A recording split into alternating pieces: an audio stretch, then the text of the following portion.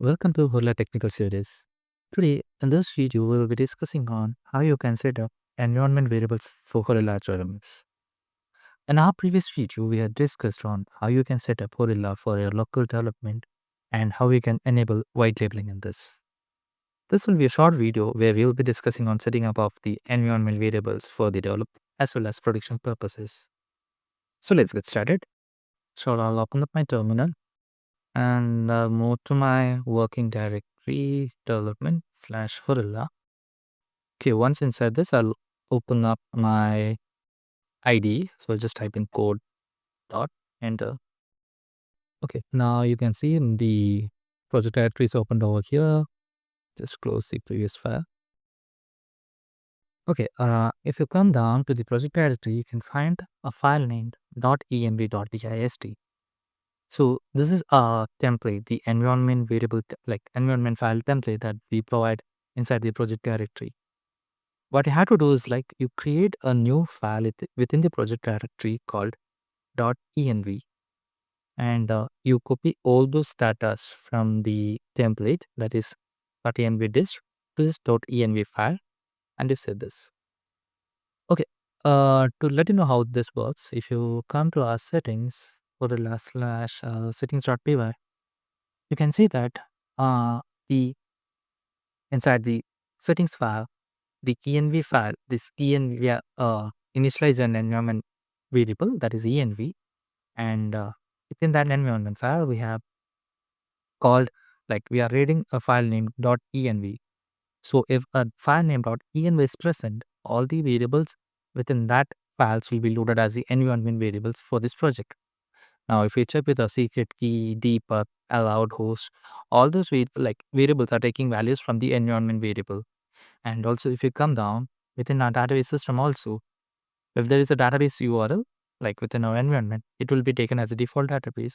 Or else, if there is no default present, like SQLite database will be initialized. And if there is a configuration for the database, the DB user, DB password, all those variables from the environment variables will be used. So this is how the environment variables is loaded into our system. Next, I will explain what are the different variables that are currently present in our template. So the first one is like debug. So it's basically a variable inside Django which helps us to debug different, like any kind of errors and other things. For development purpose, we set that variable as true. And if you're going into production, you change the variable from true to false. Next is the secret key. That is for Django security. You add your which you can change the insecure value to a highly secure variable. That like completely up to you. When you go into production, it's mandatory that you change the insecure value to a more secure value. Next is the allow host. Since we are moving with the what I can say is the local development system, I say we just change the value to start, which takes up all the host values. Here you can add local host also. If you're moving with the domain, you can add your domain also. And when you go into production, you can just add your like production level URL over here, and also the trusted origins URL. Next is the time zone value. And let's say you're using an external database, so you can have the provision to add the database URL over here.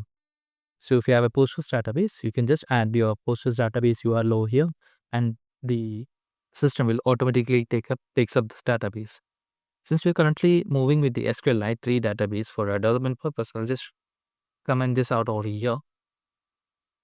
Also, you might be familiar with the DB init password, which we had discussed in our first video, where they are configuring the database. Okay, so if you want to change the DB init password, you can directly change it from here. Once you have initialized this .env file, you can change the password to your preferred password. Okay, let's say if you have a local Postgres database inside your system which you want to use over here, you can also configure that from here. You can change the DB engine is Postgres, like django.db.package.postgresql. Next, you add your database name, you add your database user, database password, the host, and port.